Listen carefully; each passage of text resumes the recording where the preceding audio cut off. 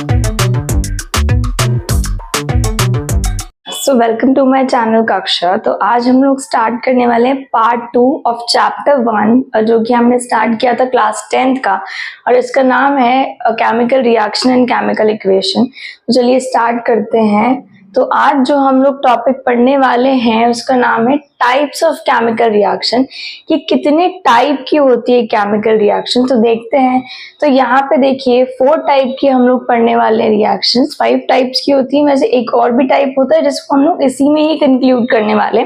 तो देखते हैं सबसे पहले फर्स्ट जो हमारा टाइप है, तो जो हमारा टाइप 1 है वो है कॉम्बिनेशन रिएक्शन। तो कॉम्बिनेशन रिएक्शन क्या होता है कि जब हम 2 या फिर 2 से ज्यादा जो रिएक्टेंट्स हैं, तो जब वो आपस में कंबाइन होंगे, ओके, सो जब ये आपस में कंबाइन होंगे तो ये किस चीज का फॉर्मेशन करेंगे, तो ये कंपाउंड का फॉर्मेशन करेंगे। और वैसे ही देख सकते हैं हम लोग यहाँ पे इसका एग्जाम्पल लिखा हुआ है स्टार्ट टाइप नंबर 1 से। तो ये जो टाइप है इसका नाम है हमारा कॉम्बिनेशन रिएक्शन। तो केमिकल रिएक्शन में जो ये फर्स्ट टाइप है हमारा कॉम्बिनेशन रिएक्शन, वो होता क्या है कॉम्बिनेशन रिएक्शन देखते हैं। तो कॉम्बिनेशन रिएक्शन के अंदर हम पढ़ने वाले हैं कि जब 2 या फिर 2 से ज्यादा जो रिएक्टेंट्स होते हैं, तो जब वो आपस में कंबाइन करेंगे तो वो किस चीज का फॉर्मेशन करेंगे, वो एक नया कंपाउंड बनाएंगे, एक न्यू प्रोडक्ट का फॉर्मेशन करेंगे। तो यहाँ पे देखिए जिस तरीके से हम लोगों ने ये लिखी है, ये एक एग्जाम्पल है एक केमिकल रिएक्शन का, जो कि किसका टाइप है हमारा, ये है टाइप कॉम्बिनेशन रिएक्शन का। तो इसके अंदर हुआ क्या है देखते हैं। इसके अंदर यहाँ पे हमारे पास एक एटम है, किसका, हाइड्रोजन का, और ये किससे कंबाइन हुआ है, ये हुआ है ऑक्सीजन से। और इसने किस चीज का फॉर्मेशन किया, इसने कंपाउंड बनाया है, और वो कंपाउंड का नाम है वाटर। अब आते हैं हम लोग इसके सेकंड टाइप के ऊपर। तो इसका जो सेकंड टाइप है इसका नाम है डिस्प्लेसमेंट रिएक्शन। तो अब देखते हैं कि डिस्प्लेसमेंट रिएक्शन के अंदर क्या होता है। तो यहाँ पे देखेंगे कि जब 2 या फिर 2 से एलिमेंट यहाँ पे भी मिल रहे हैं, ठीक है, लेकिन यहाँ पे ऐसा क्या हो रहा है जो कि ये फर्स्ट वाले से डिफरेंट है। तो देखते हैं यहाँ पे कि किस सेकंड टाइप पे। तो जो सेकंड टाइप है हमारा डिस्प्लेसमेंट रिएक्शन, इसके अंदर क्या होता है देखिए, एक मोर रिएक्टिव एलिमेंट। जैसे कि यहाँ पे अगर आप बात करो, यहाँ पे 2 एलिमेंट्स हैं, तो मतलब कि जो ज्यादा रिएक्टिव एलिमेंट होगा उसकी बात की जा रही है, और वो करेगा क्या, वो डिस्प्लेस कर देगा एक कम रिएक्टिव एलिमेंट को उसी के ही कंपाउंड के अंदर। इसीलिए हमने इसका नाम क्या रखा है, इसलिए हमने इसका नाम रखा है डिस्प्लेसमेंट रिएक्शन। क्यों रखा गया है, क्योंकि एक जो मोर रिएक्टिव एलिमेंट है वो क्या कर रहा है, वो डिस्प्लेस कर दे रहा है एक लेस रिएक्टिव एलिमेंट को उसी के ही कंपाउंड के अंदर। इसका एक छोटा सा एग्जाम्पल है, एक एग्जाम्पल लिखा है हमने यहाँ पे। तो ये है आपका कॉपर सल्फेट। तो ये कॉपर सल्फेट जब मिलेगा Fe को क्या बोला जाता है, Fe को बोला जाता है आयरन।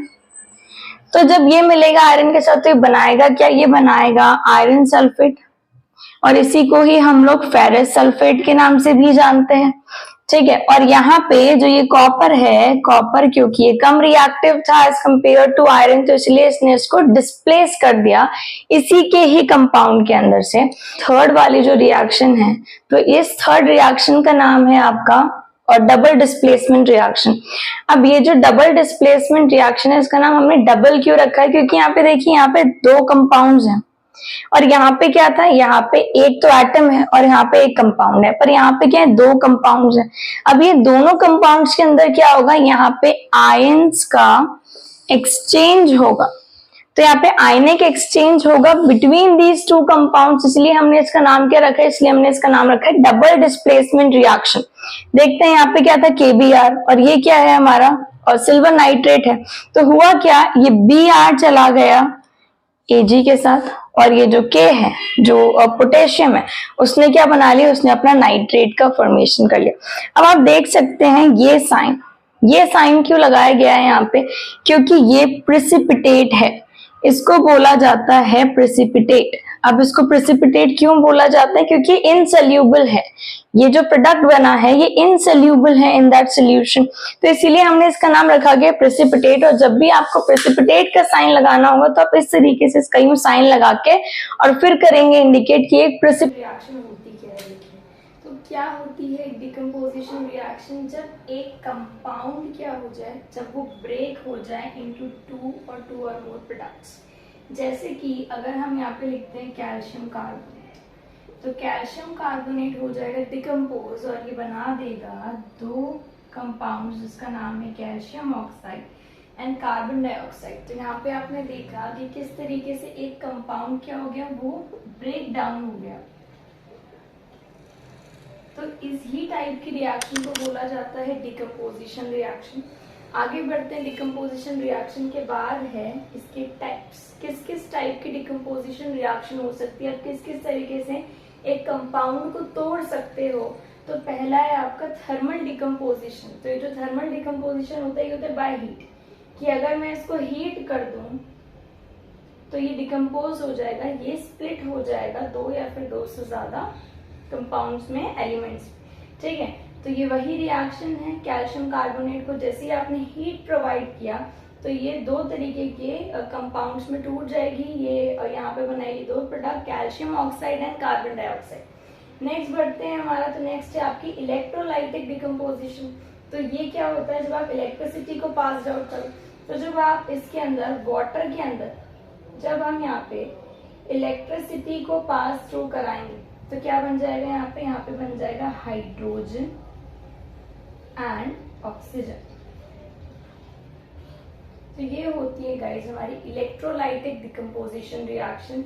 आगे बढ़ते हैं, आगे देखते हैं हमारी फोटोलाइटिक डिकम्पोजिशन रिएक्शन क्या देती है। अगर मैं इसको सनलाइट दे दूं, अगर ये सनलाइट की हेल्प से ब्रेक डाउन हो रहा है, जैसे कि यहाँ पे आपने इसको दे दिया सनलाइट, क्या है ये सिल्वर ब्रोमाइड है। तो सिल्वर ब्रोमाइड को जैसे ही आपने सनलाइट प्रोवाइड किया तो ये दो तरीके के एलिमेंट्स में टूटी, Ag और Br2। ठीक है, और इस ही सेम रिएक्शन को हम ब्लैक एंड व्हाइट फोटोग्राफी में भी यूज करते हैं। इंपॉर्टेंट है, प्लीज आप इसको नोट डाउन करते जाइएगा। आगे बढ़ते हैं, आगे हम लोग पढ़ेंगे कि बैलेंस्ड केमिकल रिएक्शन क्या होती है। अभी जो केमिकल रिएक्शन है कितने टाइप की हो सकती है, तो अभी हम लोगों ने और टाइप्स पढ़े थे। अब हम देखेंगे यहाँ पे दो टाइप, और वो है एक बैलेंस्ड केमिकल रिएक्शन क्या होती है और एक हो जाएगी हमारी अनबैलेंस्ड केमिकल रिएक्शन। तो सबसे पहले आप देखोगे कि बैलेंस्ड केमिकल रिएक्शन क्या होती है। तो क्या होती है बैलेंस्ड केमिकल रिएक्शन, कि जब आपके नंबर ऑफ एटम्स, ये जो नंबर ऑफ एटम है जो कि किस साइड पे, आपके रिएक्टेंट साइड पे, उससे पहले आपको ये जानना जरूरी है कि रिएक्टेंट्स क्या होते हैं। देखिए, तो रिएक्टेंट्स क्या होते हैं, ऐसे एलिमेंट जो कि एक किसी भी केमिकल रिएक्शन में पार्टिसिपेट करते हैं, कंबाइन होते हैं। जैसे कि participate atoms that participate in a chemical reaction। अब प्रोडक्ट क्या होते हैं, तो प्रोडक्ट क्या हो जाएंगे हमारे, the compound that forms in a reaction। तो वो कंपाउंड जो कि एक रिएक्शन के अंदर फॉर्म हुआ है उसको आप क्या बोल देंगे, उसको आप बोल देंगे एक प्रोडक्ट। और क्या होते हैं आपके रिएक्टेंट्स, तो रिएक्टेंट्स क्या होते हैं, वो एलिमेंट्स जो कि एक किसी भी केमिकल रिएक्शन के अंदर पार्टिसिपेट करें।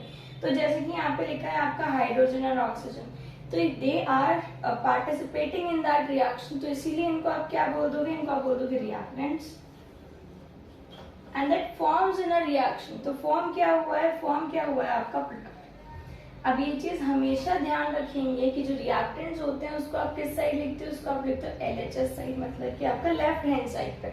अगर आप बात करो प्रोडक्ट की, तो प्रोडक्ट को हमेशा RHS साइड पे लिखा जाता है, that is this is the product and that is written on the RHS side और the right hand side, the right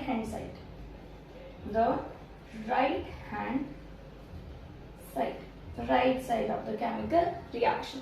ठीक है, तो आप देखते हैं कि जो नंबर ऑफ एटम है किस साइड पे, रिएक्टेंट साइड पे, वो किसके बराबर होने चाहिए, the number of atoms on the product side, कि वो नंबर ऑफ एटम्स जो कि किस साइड पे है, प्रोडक्ट साइड पे है, वो किसके बराबर होने चाहिए, रिएक्टेंट साइड के।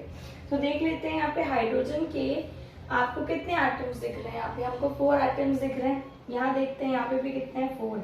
अभी कैसे पता चला था, 2 × 2, ये हो जाएगा आपका कोफिशिएंट और ये हो जाएगा आपका जो एटम्स के नंबर। तो ये क्या हो जाएगा 2 × 2 4, और यहाँ पे भी क्या होंगे हमारे पास 4 एटम्स है। यहाँ पे देखते हैं कितने ऑक्सीजन है, 2 ऑक्सीजन एटम है। यहाँ पे भी कितने ऑक्सीजन एटम है, 2 ऑक्सीजन एटम है। तो इससे आपको क्या पता चला कि ये जो इक्वेशन है ये बैलेंस्ड है। नेक्स्ट देखते हैं हमारा अनबैलेंस्ड इक्वेशन। तो ये जो अनबैलेंस्ड रिएक्शन होती है, ये होती क्या है कि अगर जो नंबर ऑफ एटम्स हैं किस साइड पे, रिएक्टेंट साइड पे, वो इक्वल नहीं है प्रोडक्ट साइड के, तो इसीलिए आप इसको क्या बोलते हो, एक अनबैलेंस्ड रिएक्शन कहते हो। और जैसे कि आप यहाँ पे देख पा रहे हैं, यहाँ पे हाइड्रोजन के 2 एटम्स है, यहाँ पे भी 2 एटम्स है, लेकिन यहाँ ऑक्सीजन के 2 एटम है, लेकिन यहाँ पे एक ही एटम है। इसका मतलब कि इक्वल नहीं है नंबर्स, इसलिए हम इसको क्या बोलेंगे, इसलिए हम इसको कहेंगे एक अनबैलेंस्ड रिएक्शन। तो जब भी आपके पास ये आ जाए पेपर के अंदर कि आप किस तरीके से इसका आंसर फॉर्मेशन करें, तो आपको हमेशा से ध्यान रखना है कि आपको पॉइंट्स में आंसर देते चलना है। स्टेप वाइज मार्किंग जो होती है वो ज्यादा बेनिफिशियल रहती है एक स्टूडेंट के लिए। तो आप हमेशा ध्यान रखें कि आप जो भी आपका आंसर लिखें उसको आप स्टेप बाय स्टेप चलें, पॉइंट वाइज पॉइंट लिखें, चाहे वो साइंस हो और सोशल साइंस हो, कोई भी सब्जेक्ट हो। तो आप ये ध्यान रखें कि आप उसको इस तरीके से पॉइंट्स में एक्सप्लेन करें, तो आपके लिए ज्यादा बेनिफिशियल होता है। इसके बाद हम लोग देखेंगे कि हम एक केमिकल रिएक्शन को किस तरीके से बैलेंस करते हैं हम लोग नेक्स्ट जो कि है, और ये जो पॉइंट है हमारा वो क्या है कि आप किस तरीके से केमिकल रिएक्शन को बैलेंस कर सकते हो। तो आप किस तरीके से बैलेंस कर सकते हो यहाँ पे देखेंगे। देखिए, तो यहाँ पे हाइड्रोजन, ऑक्सीजन, और इसने क्या बना दिया, इसने एक वाटर मॉलिक्यूल बना दिया, लेकिन ये इक्वेशन बैलेंस नहीं है। तो अब हम लोग सीखेंगे कि हम लोग किस तरीके से केमिकल रिएक्शन को बैलेंस कर सकते हैं। तो देखिए, इसके लिए हम लोग ये टेक्निक यूज करते हैं, the hit and trial method. तो इसमें हम लोग करेंगे क्या, देखिए यहाँ पे हम लोग को सिर्फ और सिंपली क्या लिखना है, जितने भी एलिमेंट्स हैं इस रिएक्शन में वो लिखने हैं। तो यहाँ पे हाइड्रोजन है और ऑक्सीजन है, आप देख सकते हैं, उसके अलावा कोई भी एलिमेंट नहीं। अगर आप बात करूं कि रिएक्टेंट साइड पे कितने नंबर ऑफ एटम्स हैं हाइड्रोजन के, तो कितने हैं, यहाँ पे 2 हैं। प्रोडक्ट साइड पे कितने हैं, प्रोडक्ट साइड पे भी 2 हैं। ऑक्सीजन की बात करते हैं, ऑक्सीजन कितने हैं, आपके रिएक्टेंट साइड पे 2 हैं, और यहाँ पे कितने हैं हमारे पास, एक ही एटम।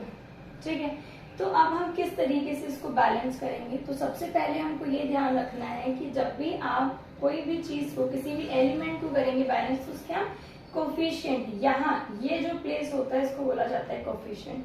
तो हम यहाँ पे ऐड करेंगे वो नंबर, कभी भी हम यहाँ ऐड नहीं कर सकते, हम इसके आगे ही ऐड कर सकते। ठीक है, तो अब हम नेक्स्ट देखते हैं। तो हाइड्रोजन तो हमारा ऑलरेडी बैलेंस है, हमें ऑक्सीजन को बैलेंस करने की जरूरत है। तो अगर हम यहाँ पे 2 लगा दें, तो अब ये 2 हाइड्रोजन का भी है और ये ऑक्सीजन का भी है। तो यहाँ पे देखिए, ये हमारे ऑक्सीजन 2 हो गए और यहाँ ऑक्सीजन भी 2 थे, तो हमारा ऑक्सीजन भी बैलेंस हो गया। लेकिन यहाँ पे गड़बड़ी हो गई कि ये जो हाइड्रोजन है, तो ये यहाँ पे हो गए 4। तो अब यहाँ भी हमको 4 हाइड्रोजन करने पड़ेंगे। तो यहाँ भी हम क्या करें, यहाँ भी हम लोग यहाँ पे 2 लगा देते हैं कोफिशिएंट पे। देखिए 2 × 2 4, यहाँ पे भी 2 × 2 4 हो गए। तो आपने यहाँ पे रिएक्टेंट साइड पे हाइड्रोजन में 2 से मल्टीप्लाई किया है, तो यहाँ पे भी आपको ये मेंशन करना पड़ेगा। प्रोडक्ट में भी आपने इसमें 2 में मल्टीप्लाई किया है, तो यहाँ पे भी आपको ये मेंशन करना पड़ेगा। नेक्स्ट है ऑक्सीजन। तो ऑक्सीजन में आपने रिएक्टेंट साइड पे कुछ भी नहीं किया है, तो आप यहाँ पे इसको एज इट इज ऐसे ही छोड़ देंगे, और यहाँ पे भी हम लोगों ने इसको 2 से मल्टीप्लाई किया, तो यहाँ भी हम 2 लिख देंगे। अब हम देख सकते हैं कि ये जो हाइड्रोजन के एलिमेंट है, यहाँ भी 4 है, यहाँ पे भी 4 है एटम्स, यहाँ पे ऑक्सीजन 2 है, यहाँ पे भी 2 है। तो अब ये जो हमारी इक्वेशन हो गई है वो बैलेंस हो चुकी है, और ये आप अपनी अपनी कॉपीज में लिख सकते हैं।